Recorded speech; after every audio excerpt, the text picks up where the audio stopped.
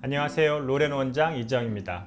EBD라고 들어보셨어요? 에너지 베이스드 디바이스라고 해가지고 우리가 흔히 요즘 레이저 리프팅 하는데 이게 실은 EBD라고 하는 겁니다. 얼굴에 에너지를 주었을 때 그 에너지에 의해서 얼굴에 어떤 변화, 예를 들어서 탄력이라든지 리프팅이라든지 조여주는 것이라든지 이런 것들의 효과를 기대하는 것들을 말하는 건데요. 대부분 이 EBD에서 이 에너지는 고주파라고 하는 것도 있고, 그 다음에 초음파라고 하는 것도 있고, 극초단파, 그 다음에 빛 에너지, 공기압 등등 굉장히 많은 에너지를 얼굴에 투여할 수가 있습니다. 이렇게 투여하면 우리 얼굴 자체에는 여러 가지 변화가 일으키는데 대표적인 게 결국 리프팅이죠. 근데 원래 리프팅이라고 하는 말 자체가 얼굴에 당겨주고 당겨준다는 의미보다는 얼굴에 쉐입을 만들어준다는 거예요. 다시 말해서 늘어진 피부는 잘라서 당겨주고, 그리고 느슨해진 스마스라고 해가지고 피부 밑에 있는 조직들이 있는데 그거는 탁 조여주고, 이런 비슷한 효과를 리프팅 장비, 다시 말해서 EBD를 이용해서 내고 있습니다.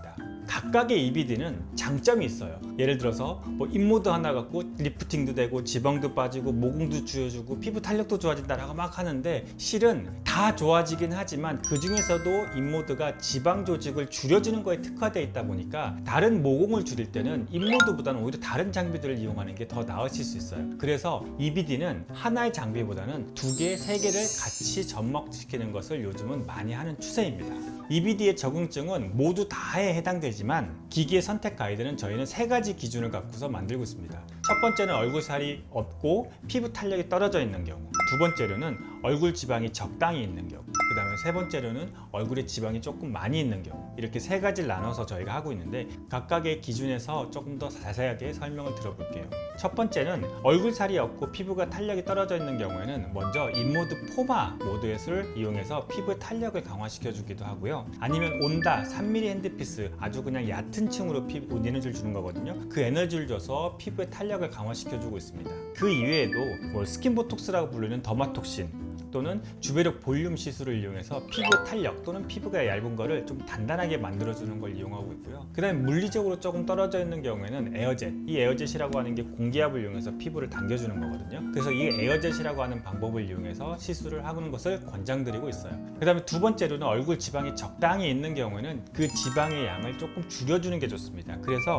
울세라든지 슈링크와 같은 초음파 기기를 이용해서 피부를 조여주고 얼굴을 조여주고 있고요. 두 번째로는 파워인 모드 또는 조각인 모드라고 해서 얼굴의 지방 자체를 조금 더 국소적인 지방을 줄여주는 역할의 그 지방 파괴 EBD를 사용하고 있습니다. 그 다음에 온다라고 하는 걸 이용해서는 이중턱 부분, 그 다음에 또는 부분적인 얼굴의 지방을 조금 더 감소시켜주기 위해서 사용하고 있고요. 에어젯을 이용해서 눈가나 그 다음에 또는 턱선 라인을 좀 더 조여주기 위해서 만들어주고 있습니다. 그 다음에 이런 EBD 말고도 수술적인 방법을 이용하고 있는데, 예를 들어서 불독 지방이 조금 더 많은 분들은 울트라펫이라고 하는 초음파 지방분해 그 수술 기구가 있거든요. 그래서 그걸 이용해서 지방 자체를 분해시켜줘요. 그래서 지방을 분해시켜주면 아무래도 자리 라인 자체가 조금 더 잘 달라붙을 수 있으니까 리프팅하는 게 좀 더 수월해지겠죠. 그러니까 지방이 적당히 있는 거는 그 지방 자체를 좀 줄여주거나 피부를 조여주는 역할의 그 EBD를 갖고서 많이 사용하게 되고요. 마지막으로 이제 얼굴 지방이 많은 경우에는 이 지방의 양을 결국 줄여줘야 됩니다. 여기서 아무리 피부를 조여주고 피부에 당겨주고 해도 지방 자체가 많은 경우에는 그게 잘 안 되거든요. 그래서 이 지방 양을 좀 줄여줘야 되는데, 이 지방의 양을 줄여주는 대표적인 기구가 첫 번째가 잇모드, 두 번째가 온다입니다. 저희가 온다 시술을 할 때 초음파 검사를 꼭 반드시 하는 이유가 피부 자체에 있는 지방의 두께가 그 가까이 부위별로 달라요. 예를 들어서 앞볼과 불독살의 지방의 두께가 좀 다르거든요. 그렇다면 어느 부위에 어떻게 에너지를 쓸 것인지 미리 계획을 세워야 되는데, 그 계획을 세우기 위해서 초음파 검사가 반드시 필요하게 되고요. 이 초음파 검사 후에 온다 시술을 하면 얼굴의 지방이 줄어드는 효과가 있어요. 이렇게 얼굴의 지방이 줄어들고 나면 울세라든지 슈링크와 같은 초음파 기기들을 이용해서 얼굴을 좀 더 조여주게 되면 그 효과 지속 기간이 좀 더 늘어난다라고 말씀드릴 수 있습니다.